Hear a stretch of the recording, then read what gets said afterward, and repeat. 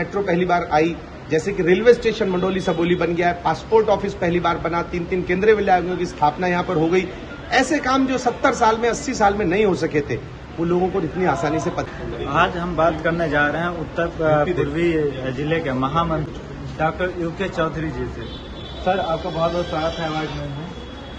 अभी social media का बैठक हुआ है इन्फ्लुएंसर लोगों का, इसका उद्देश्य और किस प्रकार से काम करेगी 2024 के चुनाव को लेकर, उस पर आप कुछ अपना विचार रखें। देखिए, जिस प्रकार से आज का व्यक्ति अपने कार्यों में, अपने जीवन में जिस प्रकार से व्यस्त है और वो बहुत सचेत है, लेकिन उसको कई बार समय नहीं मिल पाता है कि वो बाहर जाए, किसी कार्यक्रम को ज्वाइन करे, किसी मोदी जी की किसी योजना को देखे जाके, या किसी सांसद ने उसके क्षेत्र में कार्य उसको देखे, जो रोड पे चलते हुए दिखता है उसको दिखता है, लेकिन बाकी चीजें नहीं देख पाए।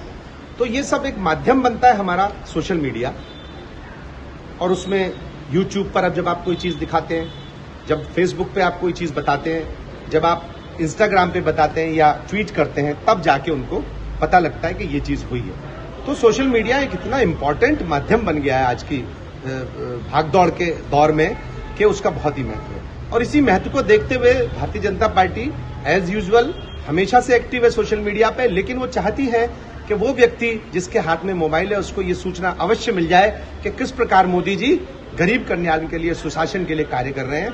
और ये 9 वर्ष जो उन्होंने अपने जीवन के इस कार्य के लिए दिए हैं, लोगों को अवश्य पता लगे।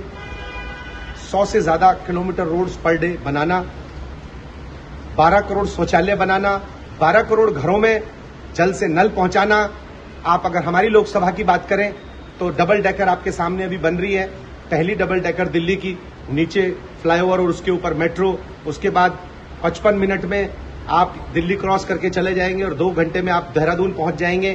तो ये छोटी छोटी योजनाएं जिनको लोग कई बार साइकिल वाले के लिए बहुत महत्वपूर्ण नहीं है, लेकिन जो रोज जाम में फंसता है कभी कभी, और जैसे सिग्नेचर पुल बना, जैसे मेट्रो पहली बार आई, जैसे कि रेलवे स्टेशन मंडोली सबोली बन गया है, पासपोर्ट ऑफिस पहली बार बना, 3 केंद्रीय विद्यालयों की स्थापना यहाँ पर हो गई। ऐसे काम जो 70 साल में 80 साल में नहीं हो सके थे, वो लोगों को इतनी आसानी से पता नहीं लगते हैं। तो आप लोगों का ये माध्यम है मीडिया और सोशल मीडिया, जिसके माध्यम से जनता तक हम चीज पहुंचा पाते हैं। और यही वजह है कि आज हम आप लोगों के साथ 5-10 मिनट बैठे और बैठकर अपने सोशल मीडिया के जो इन्फ्लुएंसर हैं, जो पार्टी के भी लोग हैं, जो अक्सर सोशल मीडिया पर टाइम व्यतीत करते हैं, उन लोगों का भी अभिनंदन हुआ और आप लोगों का भी सहयोग मिला।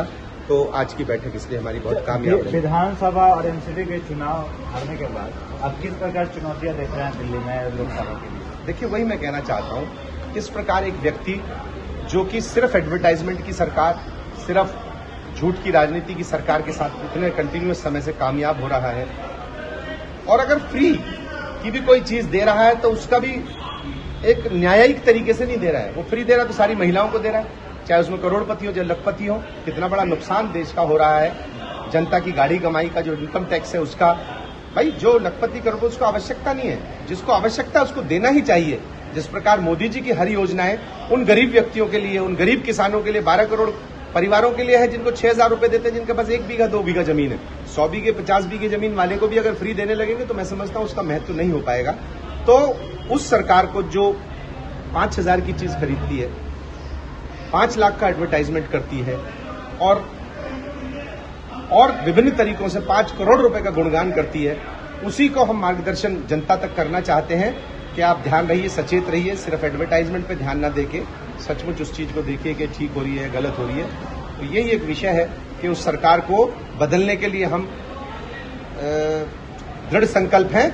और आप देखिए, जो व्यक्ति अपना घर बनाने में 171 करोड़ का घोटाला कर देता है, 41 करोड़ अपने रिनोवेशन में लगा देता है, वो बाकी किस चीज को घोटाले के बिना छोड़ रहा होगा? वो तो एक चीज दिखाई दे गई, कुछ लोगों ने अंदर की फोटोग्राफ्स वीडियोस दे ली। अदरवाइज सोचिए, वो हर पुल में, हर सड़क में, हर नाली में, हर जल बोर्ड की किसी भी समस्या के लिए कितना बड़ा घोटाला कर रहा होगा। ये जनता को समझाने के लिए हम घर तक पहुंचने की कोशिश कर रहे हैं हर एक के। 2024 लोकसभा चुनाव में आप चुनौतियां किससे देख रहे हैं, कांग्रेस से या आम आदमी पार्टी या अन्य पार्टी? देखिए, वैसे तो कोई विशेष चुनौती नहीं है, लेकिन हमें सचेत विधानसभा और एमसीडी में तो आम आदमी पार्टी सरकार बना ही लिया, तो कहने चुनौती तो दिख रहा है। नहीं, देखिए, पिछली बार भी उन्होंने सरकार बनाई है, पिछले तीसरी बार चौथी बार सरकार का काम कर रहे हैं, लेकिन एमसीडी में ठीक है, बॉर्डर लाइन से उनकी सरकार बनी है, लेकिन लेकिन सबसे महत्वपूर्ण है कि हमारी कोई चुनौती नहीं है। मेंबर ऑफ पार्लियामेंट के इलेक्शन में कोई चुनौती हमारे सामने कभी भी नहीं आई है आज तक। 2 बार 2014 और 2019 में उनके सामने इलेक्शन हुआ है, कोई चुनौती ना, इस बार भी नहीं रहेगी।